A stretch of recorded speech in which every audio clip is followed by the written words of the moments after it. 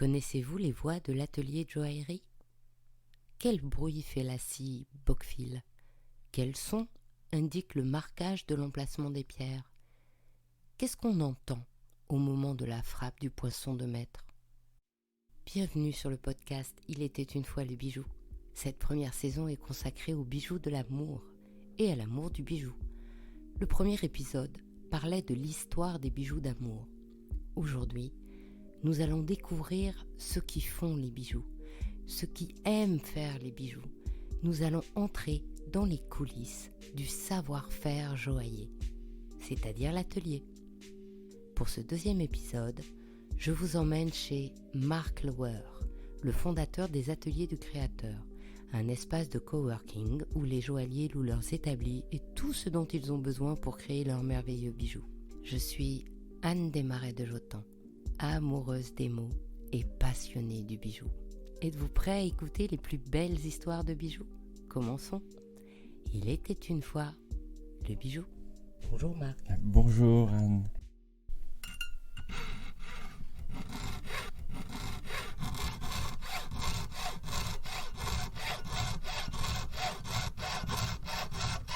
L'outil que j'emploie est un Bockfil. C'est le nom professionnel de la scie. On vient couper le métal pour commencer à forger, à travailler sur une bague, sur une plaque. D'une manière générale, on commence toujours par devoir scier le métal pour pouvoir après en faire ce qu'on a envie.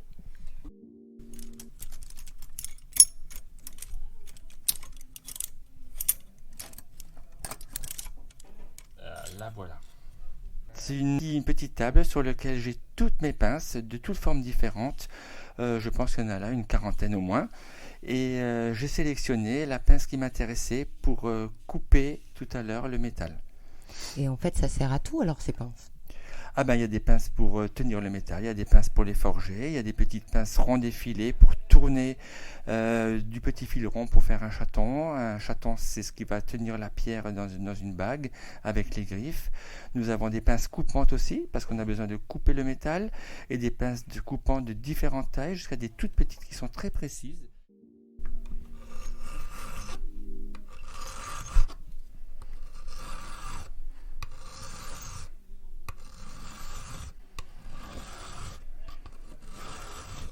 Alors j'ai employé une lime. La lime va servir à nettoyer et à enlever les traces de Bockfil, les petits coups qui sont pas tout à fait réguliers sur la plaque de métal, sur l'or là en l'occurrence, pour pouvoir le rendre bien droit, perpendiculaire à la future forme à tracer. Donc c'est pas seulement pour rendre joli, c'est aussi pour enlever les excès de fonte par exemple ? Tout à fait. Les excès de fonte s'appellent un jet de fonte qu'on vient nettoyer, qu'on vient scier. Et une fois qu'on a scié ce jet de fonte, qu'on l'a supprimé de la base, il va falloir le limer pour le rendre lisse, pour que le métal soit lisse, propre. Et c'est la première étape de devoir limer le bijou. Un autre bruit ?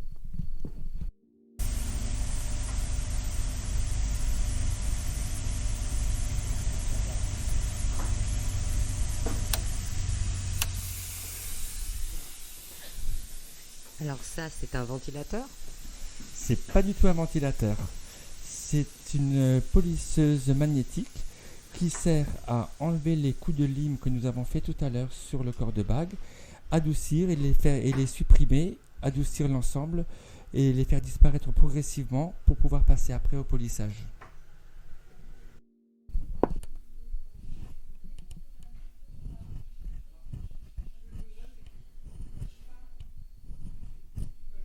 Alors qu'est-ce que c'est ce petit gratouillis ?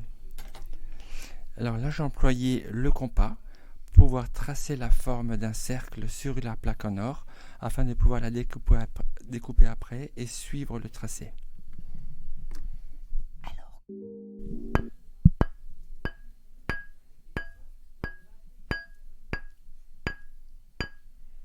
je viens de cambrer mon corps de bague sur un triboulet en acier à l'aide d'un maillet en buis pour ne pas marquer le métal. C'est un bruit qui n'est pas très violent du coup, et le métal n'a pas souffert. J'ai pas marqué le métal avec un marteau. Si j'avais employé un marteau, le métal aurait été marqué et frappé. Alors que là, il a été forgé en toute douceur. On passe à un autre bruit. Écoutez bien.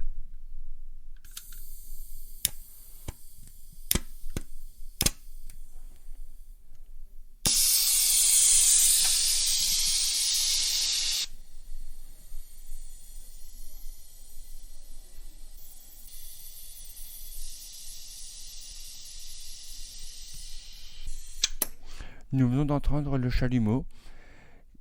Ce chalumeau a été utilisé pour souder mon corps de bague. Donc c'est la première soudure que je viens de faire sur cette bague à l'aide de ce chalumeau. C'est un chalumeau oxydrique où on emploie et du gaz et de l'oxygène.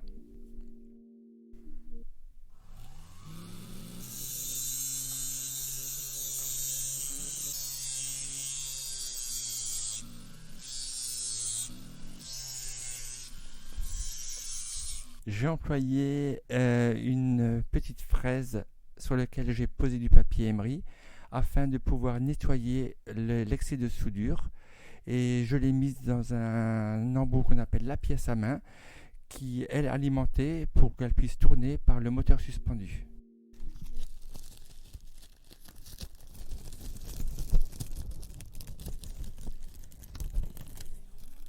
Alors là, on vient d'entendre un bruit de papier. Je viens d'ouvrir un pli dans lequel il y a des diamants et nous venons de choisir les 3 pierres qui vont se poser sur la bague que nous sommes en train de fabriquer. Les plis sont en papier. À l'intérieur, il y a un petit papier de soie justement pour protéger les pierres, pour ne pas les rayer.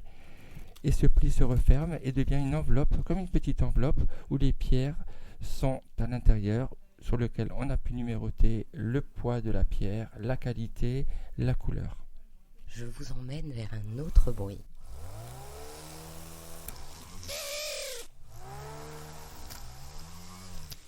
Nous venons de percer le métal afin de pouvoir y poser 1 ou 2 petits diamants afin de sublimer la pièce. Mais le diamant, quand on va le poser, il va s'en aller. On va le sertir, évidemment. Donc là, ça sert juste à marquer l'endroit où on va le mettre. Percer le métal parce que le diamant, il a une culasse, il est épais. Et donc, afin qu'il puisse tenir dans le métal, il faut d'abord percer. On agrandit un petit peu le trou au diamètre de la pierre et on vient l'enchasser et l'emprisonner dans le métal afin qu'elle ne puisse plus s'échapper. Donc il y a plein de manières pour sertir en fait. Il faut d'abord le mettre en place, lui faire son petit nid en fait, c'est ce qu'on vient de faire, et seulement après on mettra des griffes ou autre chose. Ou du grain, ou alors on peut sertir clos ou sertir masse, et là on va utiliser un petit marteau-piqueur qu'on appelle le marteleur.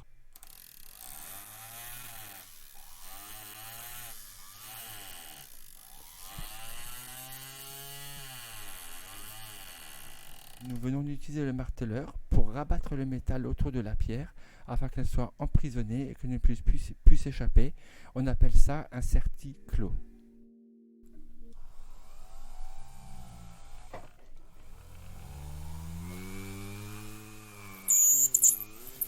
Je viens de polir la pièce à l'aide d'un petit coton, une petite brosse en coton qui tourne très rapidement, sur laquelle j'ai mis un peu de pâte à polir et le métal commence à devenir brillant et on arrive déjà vers la finition du bijou.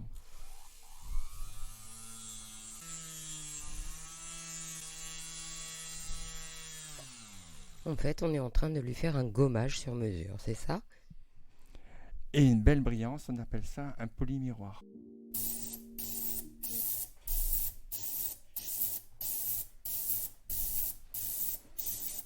Quel est ce bruit étrange ? Ce sont des ultrasons.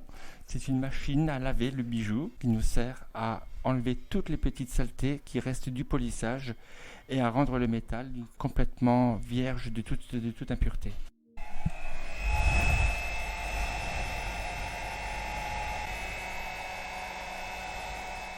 Vous devriez tous connaître ce bruit avec ce sèche-cheveux qu'on emploie régulièrement dans la salle de bain. Nous l'employons pour sécher le bijou, le chauffer légèrement afin qu'il n'y ait plus de traces d'eau ni de calcaire et autres petits défauts qu'il pourrait y avoir encore.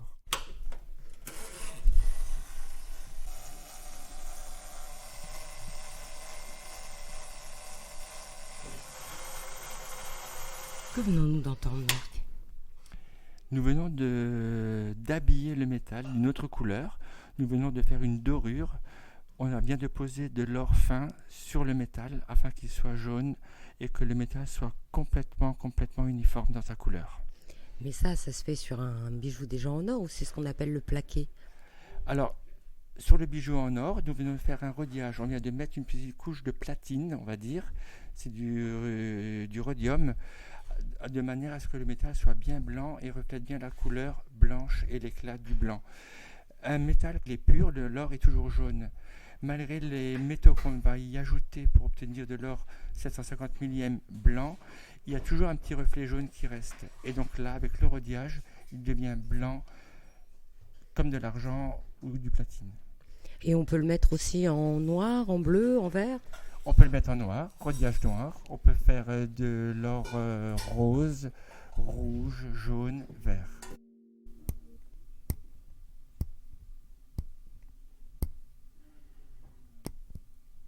Alors Marc, ce bruit très léger, très discret, qu'est-ce que c'était? Je viens d'employer une petite onglette afin de graver le prénom de la personne à l'intérieur de la bague. Donc avec la petite onglette, c'est comme une petite ciselure.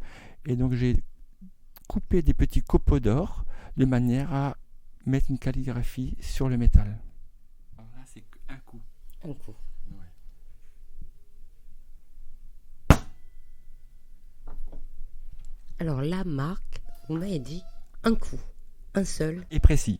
Un coup sec et précis. Je viens d'apposer le poinçon sur l'objet, sur la bague, afin que je puisse la déposer à la douane pour qu'ils puissent mettre la tête d'aigle qui prouve que c'est bien de l'or à 750 millième ou 18 carats. Et je viens de mettre mon poinçon à moi, qui est un losange, avec les initiales de mon atelier et un petit logo au milieu. Un autre joaillier peut savoir qui a fabriqué cette bague à travers le poinçon. Il existe un dictionnaire des poinçons pour les fabricants français. Et pas les étrangers? Les étrangers, c'est un poinçon d'importation, et donc là, on ne peut pas reconnaître la signature du fabricant. D'accord, donc en fait, sur un bijou français, il y a donc le poinçon de l'atelier, du créateur. Du joaillier, avec sa signature, c'est un losange. Et dans un deuxième temps, l'État vient mettre le poinçon de la tête d'aigle pour l'or, en l'occurrence, qui prouve bien que c'est de l'or à 750 millième. Donc, il a été testé par la douane avant de pouvoir y mettre la tête d'aigle. Sur un bijou, il y a donc 2 poinçons. Toujours. Toujours. Et depuis tout le temps? Depuis tout le temps. C'est Napoléon qui a instauré cette loi, parce qu'en plus, le poinçon, c'est un impôt. Donc, nous payons un impôt sur chaque bijou poinçonné.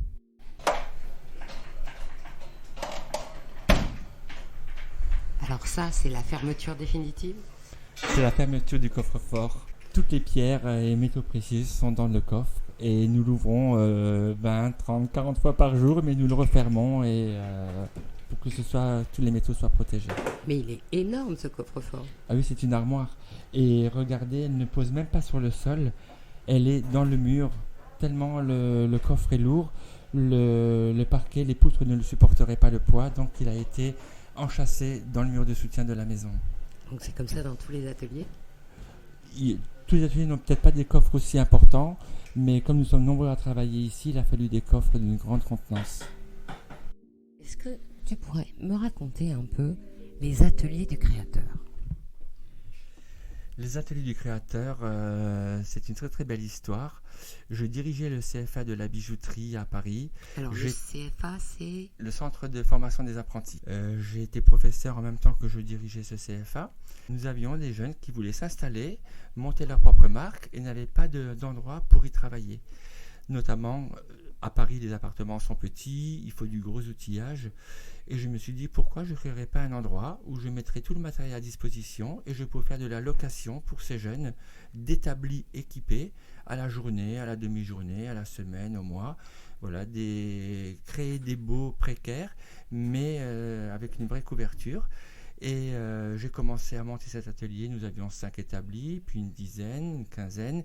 Et nous sommes aujourd'hui à 30 établis qui sont occupés tous les jours par des créateurs, par des joailliers, par des étudiants qui viennent juste s'entraîner, par des personnes qui veulent faire une petite formation pour toucher au métier, à la bijouterie, essayer de se créer un bijou. Il y a des personnes ici qui travaillent autant la bijouterie fantaisie que le précieux, que la sculpture, etc. Des sertisseurs aussi. Et donc, comment ça marche? On vous appelle et on retient une journée? Exactement. Si vous voulez travailler une journée ou deux ou une semaine, vous appelez, vous réservez votre établi, on vous donne le numéro de votre établi, on vous donne un badge pour que l'accès des ateliers soit libre. Il n'y a pas d'horaires qui sont spécifiques. On peut travailler le temps qu'on veut, bien sûr pas au-delà de 22 heures parce que nous sommes dans un immeuble, mais ce qui fait que vous pouvez disposer des ateliers et de tous les équipements des ateliers comme bon vous semble. De quoi êtes-vous le plus fier?